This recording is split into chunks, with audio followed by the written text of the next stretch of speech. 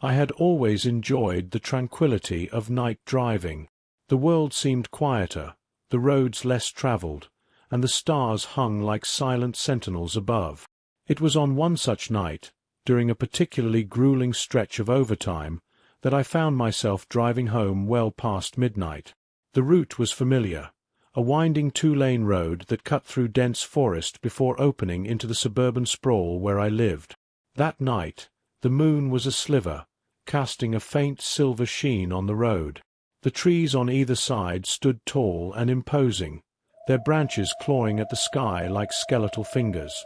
I turned up the radio to ward off the creeping fatigue, settling into the steady hum of the engine and the rhythmic thud of the tires on the asphalt.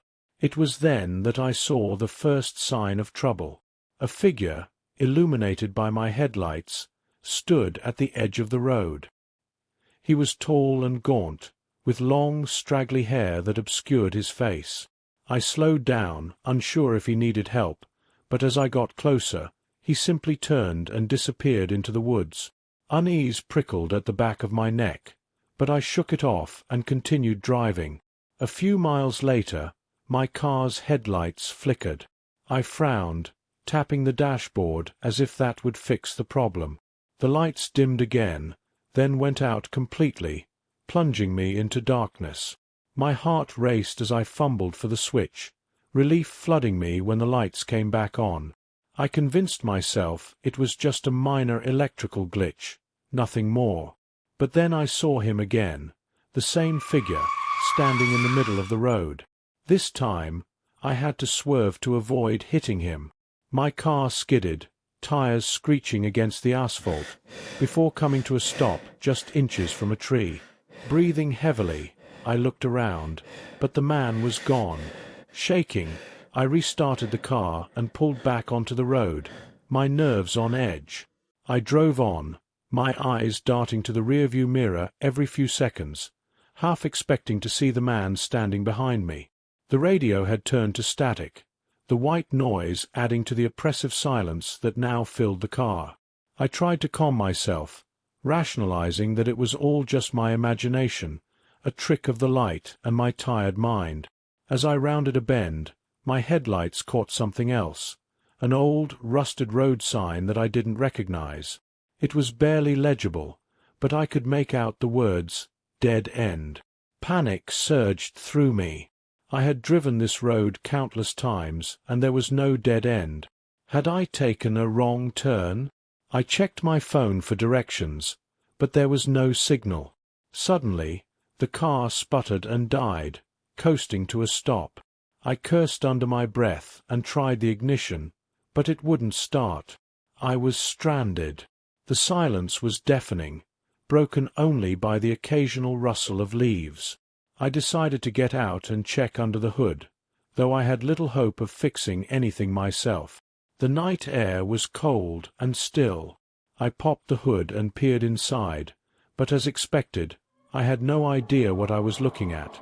Frustration and fear warred within me.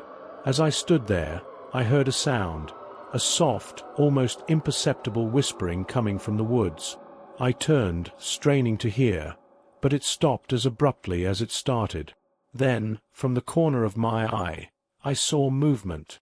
The man was back, standing at the edge of the trees, watching me. I froze, my heart pounding in my chest. His face was still hidden by his hair, but I could feel his eyes on me, cold and piercing. "Hey!" I called out, my voice shaking. "Do you need help?" He didn't respond, just stood there, unmoving. I backed away slowly, my mind racing. I needed to get back in the car, lock the doors, and call for help.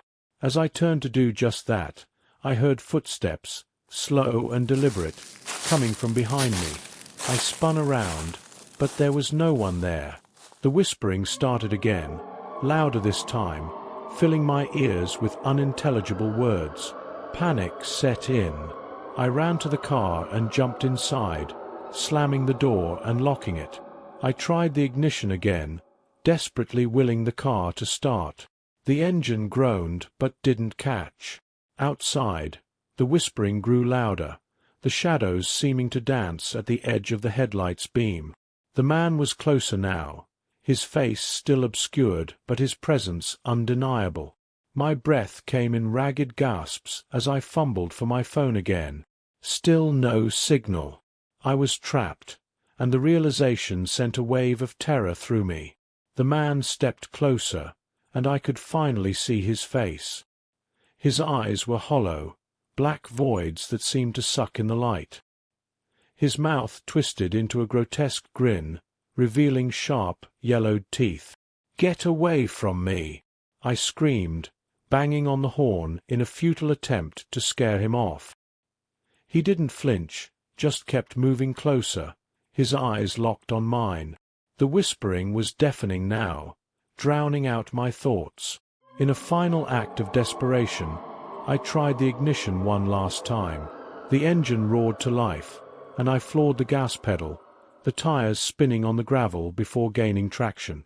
The car lurched forward, and I sped down the road, not daring to look back. The whispers faded, and the oppressive feeling lifted as I put more distance between myself and that spot.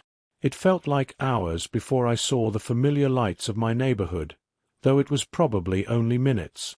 I pulled into my driveway, hands shaking, and sat there, trying to calm my racing heart.